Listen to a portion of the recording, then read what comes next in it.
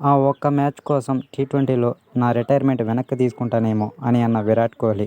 Team India star batter Virat Kohli టీ20 ఫార్మాట్కు retirement ప్రకటించిన సంగతి మనందరికీ తెలిసిందే. అయితే 128 సంవత్సరాల తర్వాత క్రికెట్ను ఒలింపిక్స్లో చేర్చనున్నారు. 2028లో అమెరికాలోని లాస్ ఏంజల్స్లో జరిగే ఒలింపిక్స్లో క్రికెట్ను చేర్చనున్నారు. ఒకవేళ టీమిండియా అప్పుడు ఫైనల్ చేరితే టీ20లో తన రిటైర్మెంట్ను వెనక్కి తీసుకుంటానేమో అని సంచలన వ్యాఖ్యలు చేశారు. ఆ ఇంట్రెస్టింగ్ వీడియోను మీరు ఓసారి చూసేయండి.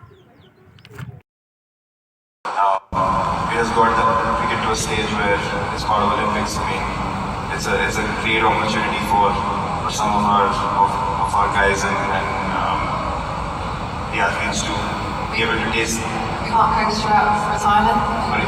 We can't coax you out of retirement. T20 cricket, get you involved. No, for the Olympics. I don't know, maybe if we are playing for gold medal, I just might stick in for one game, get a medal and come back home. No, but I think it's a great thing. And to be Olympic champions will be absolutely magnificent feeling. First of its kind, and I'm sure we'll be somewhere close to that medal. So video చూసేశారు కదా.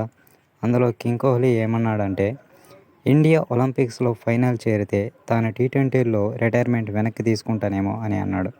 ఒలింపిక్స్లో ఆ ఒక్క match ఆడేందుకోసం retirement వెనక్కి తీసుకుంటాను.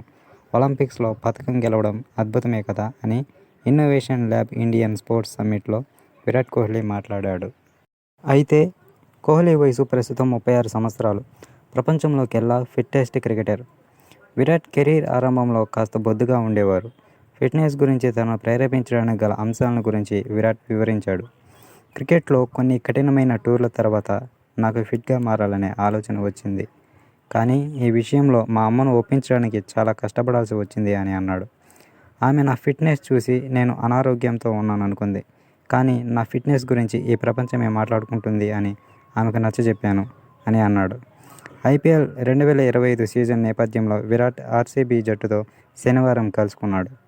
RCB తన social మీడియాలో ఇలా రాసుకొచ్చింది. కింగ్ ఇక్కడున్నాడు, అందరికంటే 2 అడుగులు ముందున్నాడు అని పోస్టు చేసింది. ఇటీవల జరిగిన ఐసీసీ ఛాంపియన్షిప్ ట్రోఫీలో ఇండియా గెలిచి ట్రోఫీని కైవసం చేసుకున్న సంగతి తెలిసిందే. ఐసీసీ ఛాంపియన్షిప్ ట్రోఫీలో విరాట్ 54.50 యావరేజ్తో 218 పరుగులు చేసి మంచి ఫామ్లోకి వచ్చాడు. ఆర్సీబీ తన మొదటి మ్యాచ్ను మార్చి 22 నుంచి ప్రారంభించనుంది. ఆర్సీబీ ఈసారైనా కప్పు గెలవాలని కోరుకుంటూ మరో మంచి టాపిక్తో కలుసుకుందాం ఫ్రెండ్స్. Thank you.